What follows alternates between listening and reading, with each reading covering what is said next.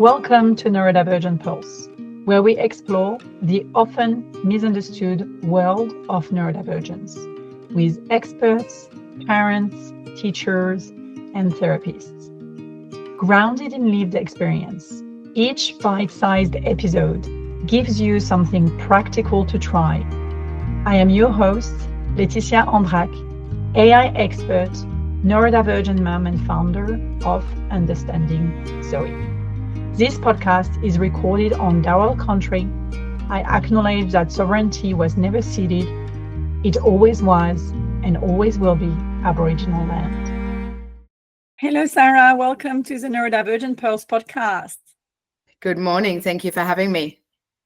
It is going to be a juicy conversation. But before we start with the interview, I always love to give the opportunity to our guests to introduce themselves, a little bit about their background and what led you to working with horses, becoming an author, all of this kind of work that you do to support neurodivergent children and their families.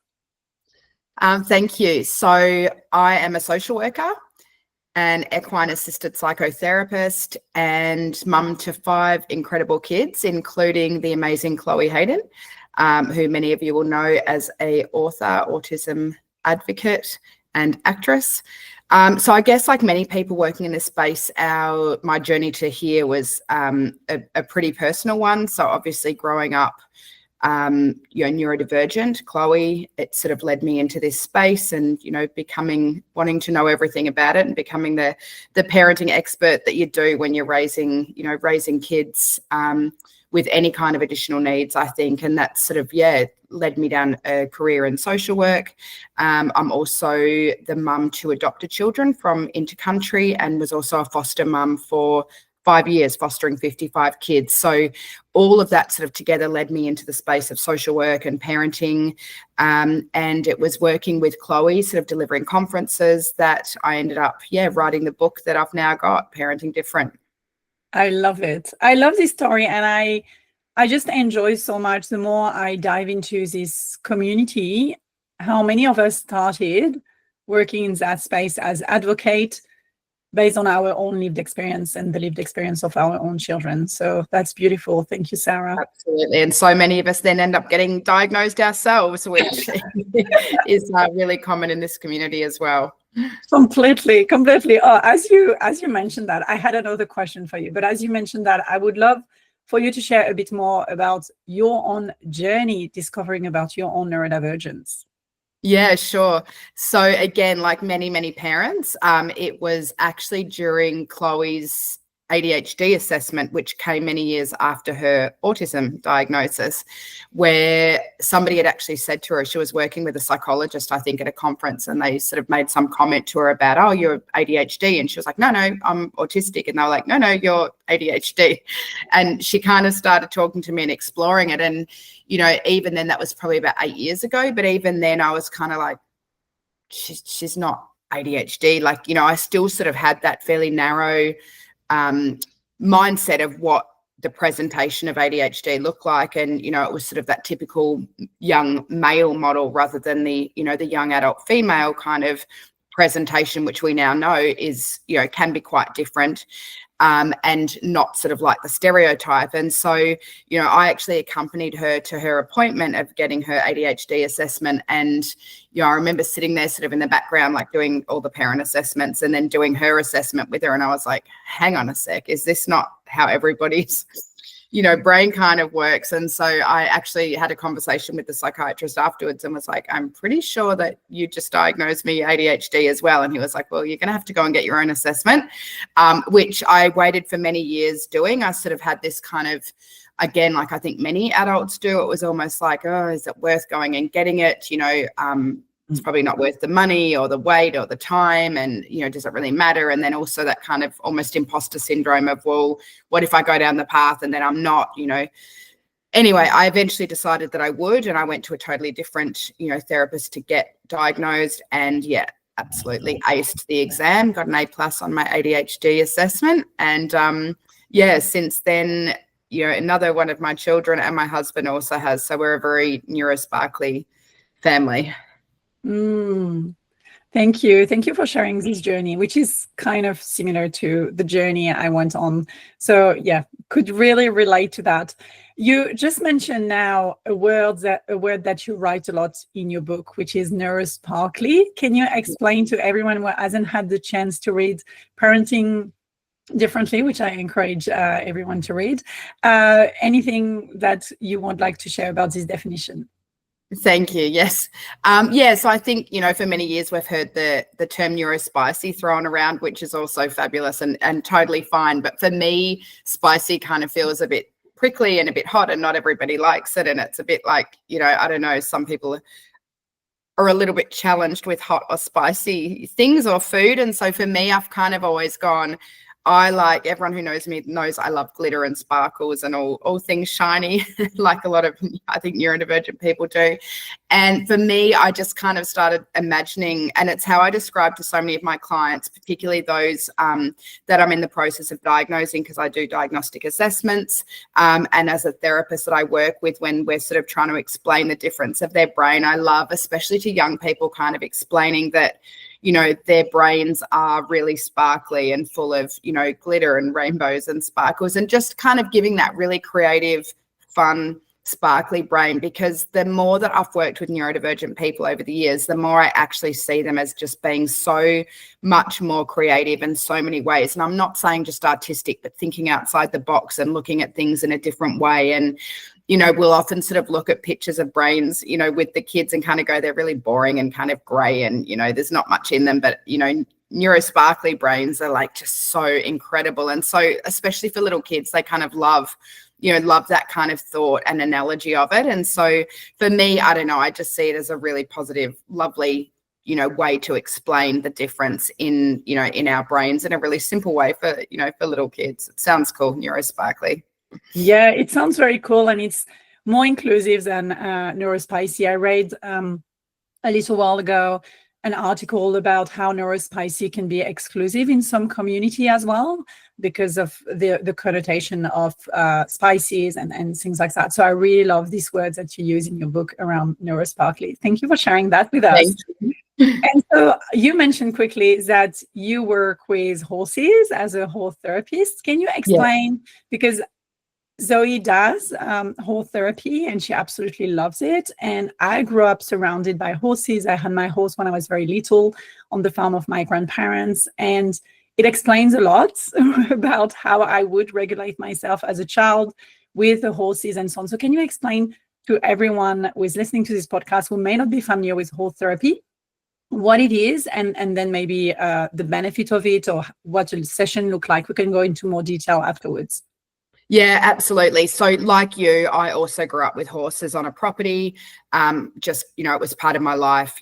Absolutely. Remember the weekends, just spending, doesn't matter what your week is like, you go out and hang with the horses. I'd be the kid that would be sitting out there reading my book or, doing my homework next to the ponies, and they'd just come and stand next to you, and you'd just feel this total, sense of calm and happiness and well-being just being around them. And we, when Chloe was little, she was one of these kids that was born, like many neurodivergent girls I've found, born just obsessed with horses. It was like I didn't kind of introduce her to it because as a parent, I was like, I don't know whether I really want to go down that horse journey that my parents went down. And it means, lots of money and buying land and all of this kind of stuff. So it wasn't something that we introduced at all, but she literally, I always say she just came out of the womb just like addicted to horses. Since she was very, very little, she was like, I want a pony. Everything was pony. She was pony mad.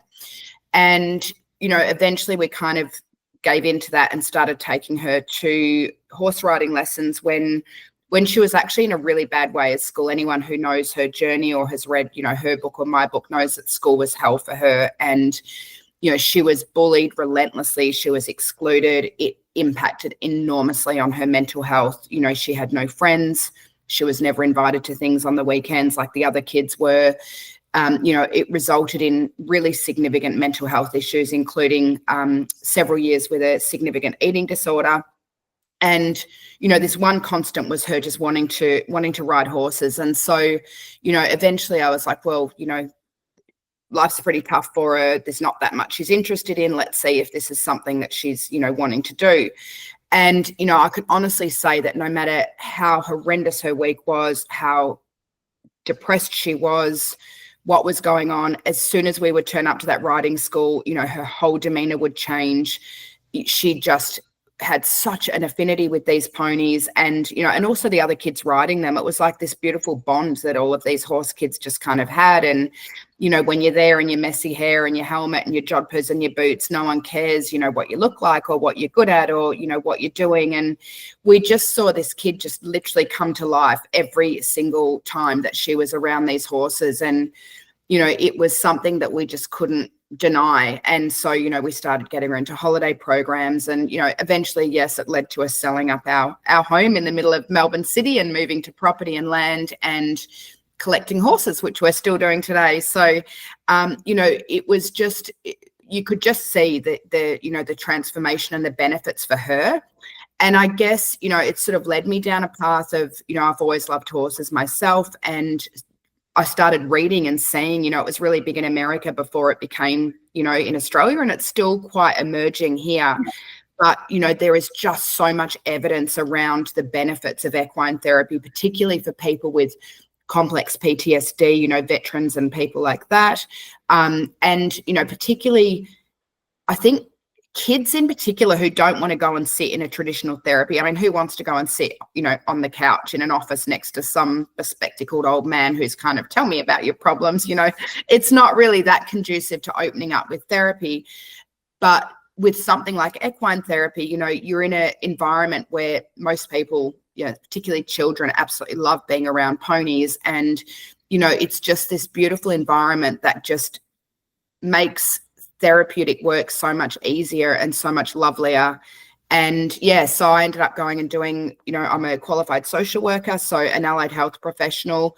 I went and did my postgraduate studies in equine-assisted psychotherapy, and that led to me opening up my own, you know, small clinic at home with some beautiful old ponies. And the benefits have just been incredible. You know, I frequently work with kids who have been in traditional therapy with a psychologist and a psychiatrist for many, many years. And I'll frequently get parents say to me that they've got more out of 2 or 3 sessions with myself and the ponies than what they have in years and years of sort of more traditional therapy. So I think the benefits are just amazing.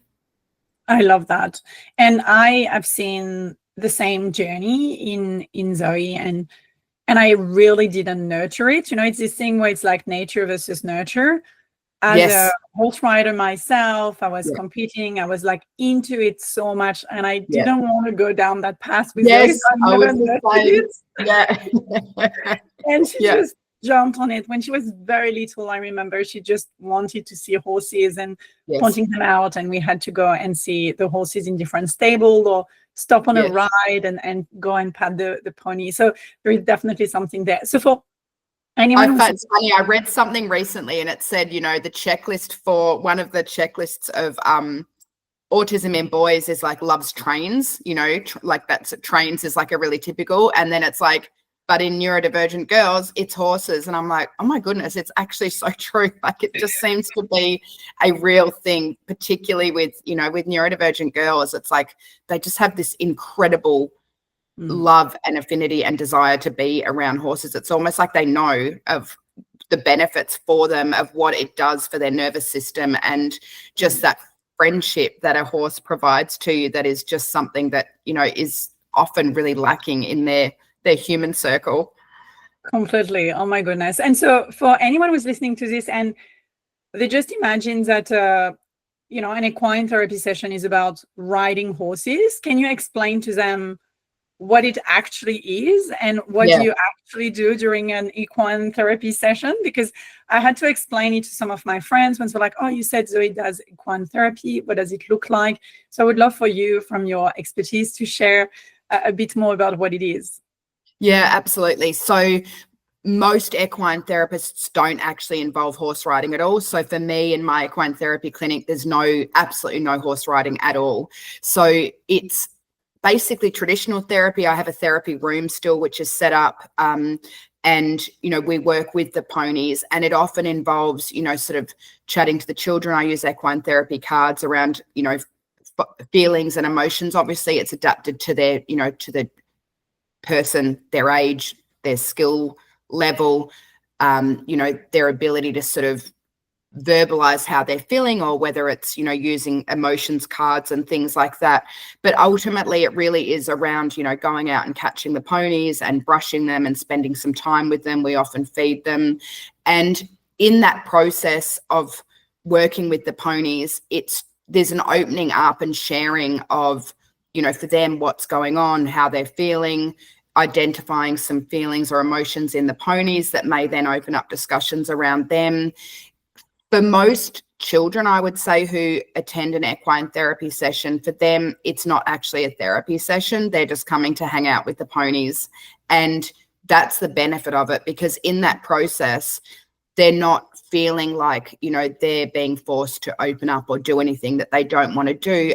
A lot of things just come out a lot more naturally in those sessions, because you're just spending time bonding with the ponies. But it just allows for that kind of opening up of natural conversation that just occurs when they're out doing something that they love. And, one of the comments that I'll often hear from parents is, we're trying to force them to go to, to see their psychologist or their OT or their speech therapist every week, and they hate it because there's kind of this demand put on them and this expectation that they're going to perhaps go and sit in a room with somebody who's going to, maybe make them do stuff that they don't want to do, or they've got homework to do afterwards. And there's sort of, for a lot of our kids, there's this extra demand of what they perceive as almost like further schooling or education or homework.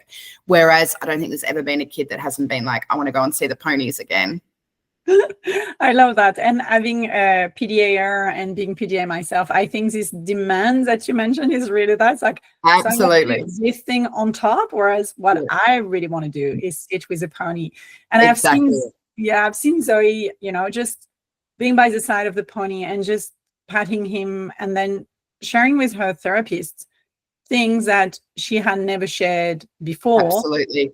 And then, coming back and me asking her, how was it? And opening up about some things that she would have never shared otherwise. So I really see the benefits. I'm a huge fan. So for anyone who's listening to this and they're like, okay, I would love to find a place to do equine therapy, what should they look out for to make sure that it's safe, ethical, affirming, the best experience? Because as everything, you have good, bad, and ugly. So what do they need to look out for, apart from the horses looking healthy and beautiful? Because for me, like as a former rider, it's like I always look for the how the horses are. But what else would you share with them?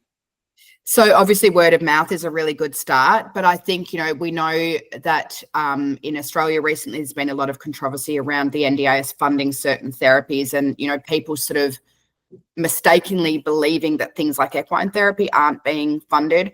What the NDIS were actually doing was cracking down on people who weren't registered equine-assisted psychotherapists, who were calling themselves equine therapists and charging therapy rates when they actually weren't.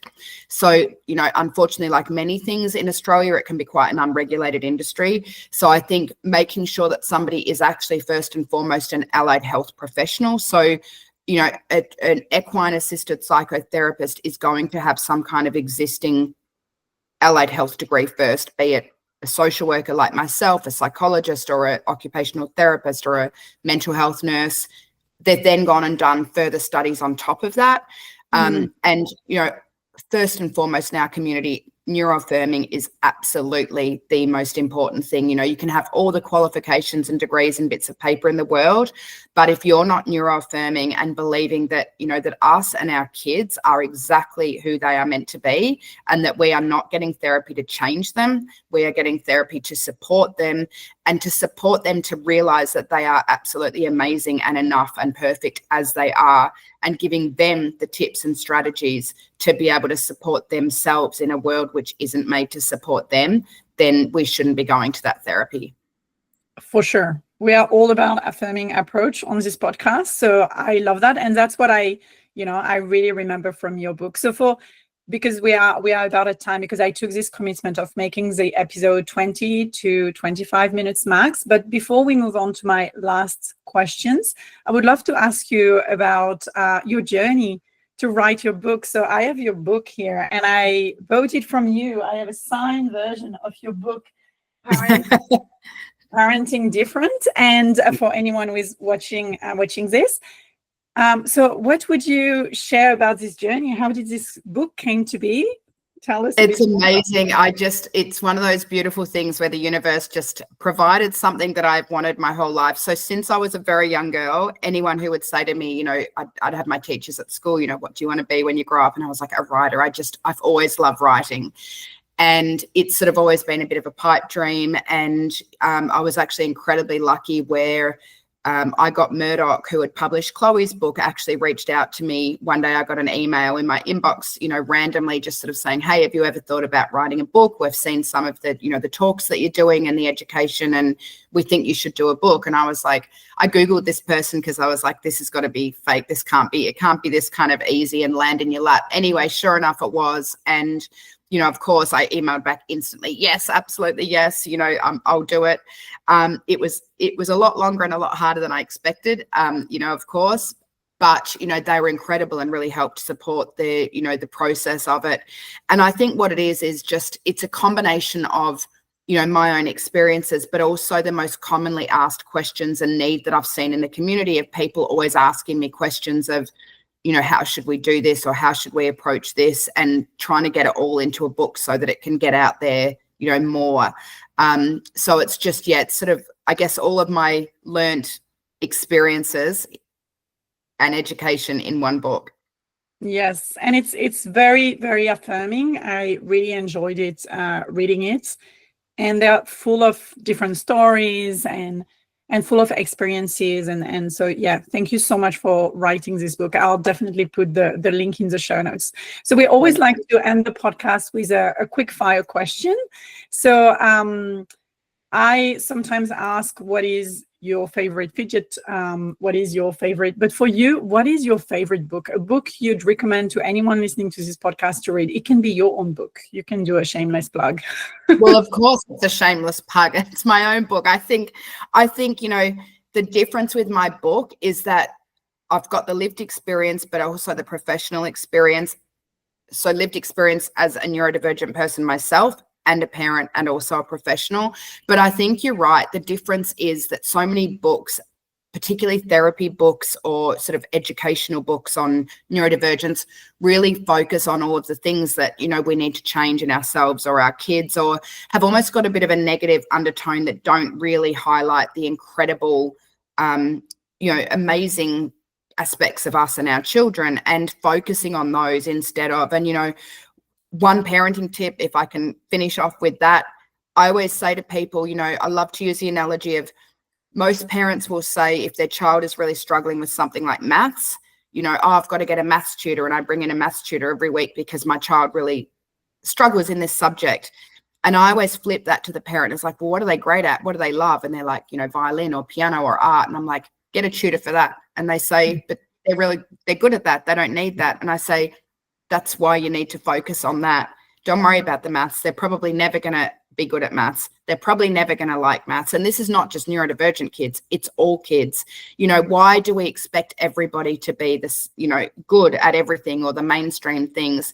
If we can flip that on the head with everything for ourselves and our kids, and turn it on to focusing with what they love, what they're good at, what their strengths are, don't worry about the stuff they're not great at, then their life and our life is going to be so much happier and more positive. Oh my goodness. Amen to that. That is so beautiful. Such a nice way to close this episode. And yes, my daughter is into horses and drama, and we're going to nurture that so Absolutely. much. Yeah. And we've been doing that so much. So it's a beautiful confirmation. Thank you so much. So for our listener to learn more about you, connect with you, of course, all of this will be in the show notes, but what is the best way for them to connect with you? So they can look me up on socials, which is either on Instagram, Mama Sladen, or Wild One Therapy. And reach out to me there. I can give out my number, my email. Happy to connect with anybody. Thank you so much, Sarah, for coming on the Neurodivergent Pulse today. Thank you. It's so lovely to be here. Keep doing what you're doing. A quick pulse check from Zoe about equine therapy. Zoe, what do you love the most about equine therapy? I love that you're always around horses and you get to be inside nature by yourself. And Zoe, what did you do when you went for your last equine therapy session? I walked around the stables. I helped the horses by taking off weeds, and I patted the horses and talked about emotions. And last of all, I cleaned up the stables. Did you like it? Actually, cleaning up the stables is fun. You've got these weird kind of big bubbles, tiny bubbles actually, and they grow like 100 times their size when you put water inside it. It's very cool to see. Thank you, Zoe, for joining this quick pulse. That's a wrap for Neurodivergent Pulse. If this helped, follow the show and leave us a quick review on your favorite platform. You can even share this episode with someone who needs it. You can learn more about our platform at understandingzoe.com. Thanks for listening.